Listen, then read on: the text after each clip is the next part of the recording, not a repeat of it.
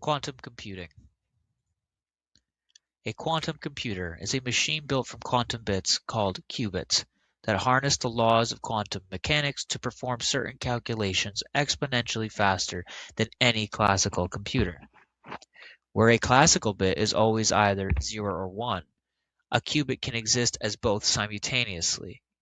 This difference unlocks three properties that classical machines can never replicate: superposition, entanglement, and interference. Each of these will be explored in depth. Together, they are the reason quantum computers can solve problems that would take a classical machine longer. We have a timeline of how quantum mechanics eventually evolved and led to the first quantum computers.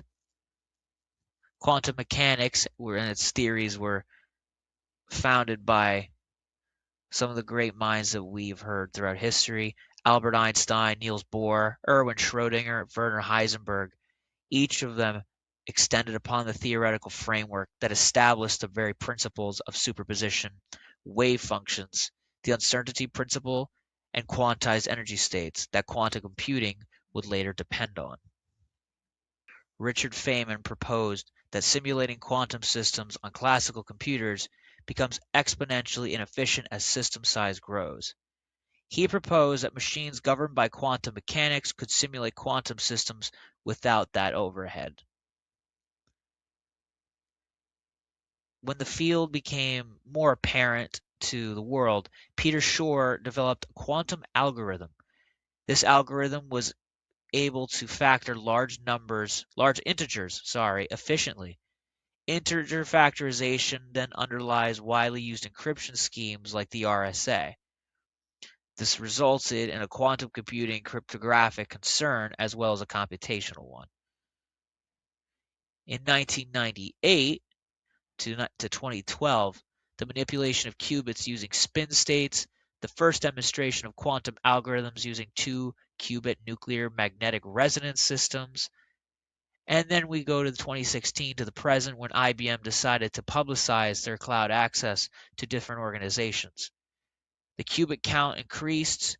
Google then released the 53-qubit Sycamore processor, which would take which would basically complete a task in a span of like 200 seconds compared to a supercomputer, which would take, I think it said 100 years to finish. Eventually, organizations start looking at system quality over the quantity of qubits that they were able to maintain.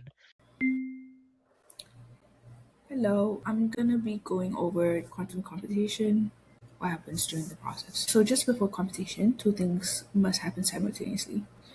Qubits must reset to a known state, and there also must be in isolation. Every qubit must be reset to a zero. Qubits in a mixed state will corrupt the entire system, therefore, they have to be zero. The starting point always must be exact. At the same time, qubits also must be isolated from any kind of uncontrolled interaction that can cause decoherence, which can collapse the quantum state permanently. There's no recovering the collapsed state, so therefore, once lost, the computation must start over. So, to prevent that from happening, we have three isolation techniques. One is cryogenic cooling, which it's just basically it's cooling. Very straightforward. Timers, which helps measure T1 helps measure how long a qubit loses energy, how long before a qubit loses energy, and T2 measures how long before it loses their phase. And last but not least, they need shield Faraday cages. It's to block electromagnetic fields. So once we have all controlled situation, we can actually compute. And to compute, we have 5 steps that we're going to discuss today. One of the first steps is problem abstraction, which means we're going to have a problem, and whatever problem we're going to strip it down to the most mathematical form. That said, we can move on to qubit mapping, which is basically encoding a mathematical problem into the quantum states. I have an example of a 2 qubits that can represent four numbers, which is 0 to 3, each mapped to a 2 qubit states in 10 and 11, but not all four of those binary states exist together in a single quantum state. This is superposition. The quantum computer processes all four simultaneously. That's basically the power of superposition. That said, we're going to move on into different ways we can encode problems into qubits. There's four different kinds. There's the basic one, which is just the simplest approach, is convert the number to binary and map each one to 1 qubit. Superposition is the one we just saw on our previous slides. Amplitude and Hamilton are usually used on rare occasion, and amplitude stores data as a probability inside a single quantum state. So each qubit can store about 256 numbers. So because it takes a lot of time to load the data, it's not something we use frequently. That said, we can go to Hamilton. That one is like a landscape kind of thing. It really just places quantum system onto a landscape and sees what ends up being the lowest point, which is what you're looking for. Quantum circuit is the next step of this pipeline, which is a precise sequence of gates algorithm encoded into instructions. Once we have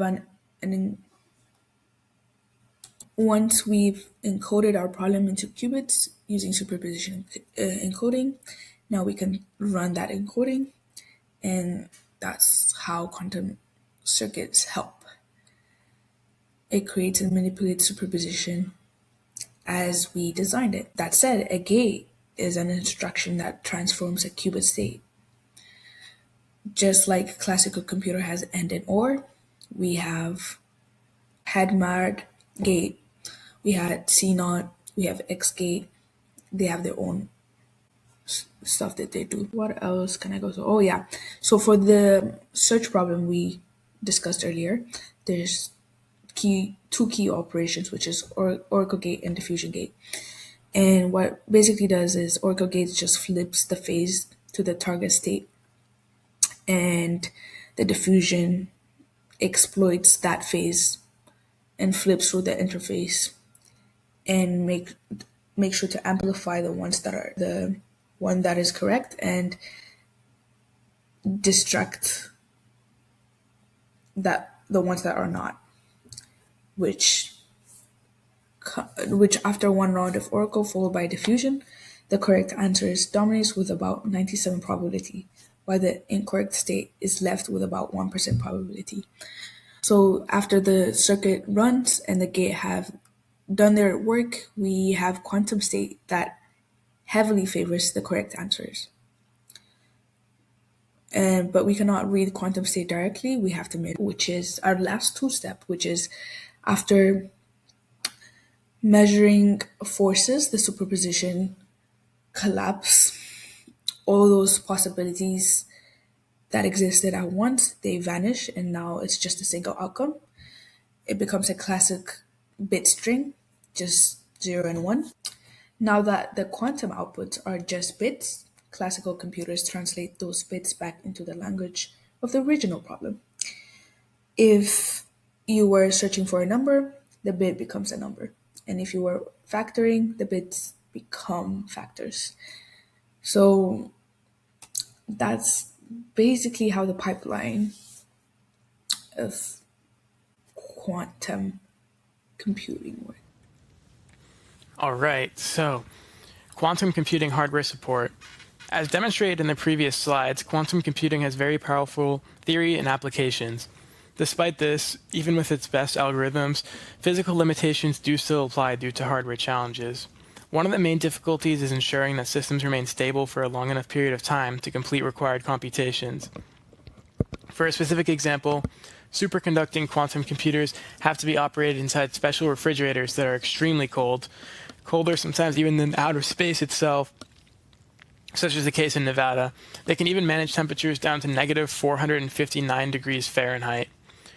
Unlike classical computers, it is much more challenging and complex to scale quantum systems due to it causing much higher error rates and more control systems such as wiring and calibration, which will demonstrate what these mean on the next few slides, and how more qubits oftentimes in connection with each other will lead to higher error rates. So quantum chips.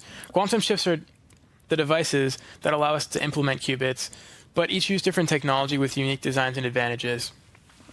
On the left here, we have the IonQ Forte Enterprise processor, which is 36 qubits. And on the right, we have Google's Sycamore processor, which is 53 qubits. On the left, the Forte Enterprise processor uses a trapped ion system. And essentially what that is, a trapped ion system is where qubits are individually held in place using electromagnetic fields. And lasers are used to control them and make them interact with each other, hence being a laser system. It has all-to-all connection, which means that every qubit can directly interact with every other qubit. This makes it easier to run operations without needing extra steps. It also means that because they're all connected together, it's going to typically be a lower amount of qubits, because if there was too many qubits and they were all connected together, it would cause a major slowdown and potentially a lot more issues. However, the main benefit to this system is that it's high precision, and it's actually because it's an all-to-all connection. It allows for the most precise interactions between the qubits. And as described before, it's a laser system, which just means that there's focused beams of light that are being used, and it's mainly used in trapped ion systems. On the right here, in Google's Sycamore processor, it's a superconducting chip, which essentially just means that these qubits are made from circuits that work with no electrical resistance, and they work at very low temperatures, such as described in the previous slide. This lets them essentially operate and be controlled more easily, and it runs a grid-based connection. And what a grid-based connection is that essentially the qubits are all placed in a grid, and qubits will only interact with qubits that are next to it and that are neighboring it in the grid. This allows for a more local interaction, which, as you can see, allows it to have more qubits and still run pretty well. The strongest feature for this processor is that it has the strongest demonstrated quantum advantage. And a quantum advantage is essentially just how much faster a quantum computer is, how much of an advantage it has over a classical computer. So the Google Sycamore processor, very effective. It uses a microwave pulse system, which just means that microwave signals are used to control qubits on a chip. And these signals change the qubits to allow them to perform operations. So the quantum chip breakdown. So we have another chip here, the IBM Eagle, which is 127 qubits. This is a superconducting chip as well, and it has a limited connection, which a limited connection means that they're only connected to a few nearby ones, even less than a grid. This makes computation harder because there's going to be more steps needed overall, but it allows it to be more scalable, and it reduces the errors because even though you need to make more connections overall, they're not all connecting at once, so you can easily siphon through errors and the such when you're scaling it. And it also uses a microwave pulse system. So here you can see the top layer is the qubit plane where the actual computation happens. This is the layer that actually contains the qubits, which hold the quantum information right here. Then the second layer is the resonator plane. This is where the qubits are read, and essentially is a sensor that indicates the qubit states and what they're doing. The third layer is the wiring plane, which is designed to both avoid interference of the signals and connect external hardware to the qubits. And the bottom last layer is the interposer, which connects all the plane layers using the third dimension. And the third dimension is essentially vertical, so it makes sure that all the different planes are connected. The wiring plane helps to efficiently route signals, and the qubit plane up here actually keeps things simple and scalable.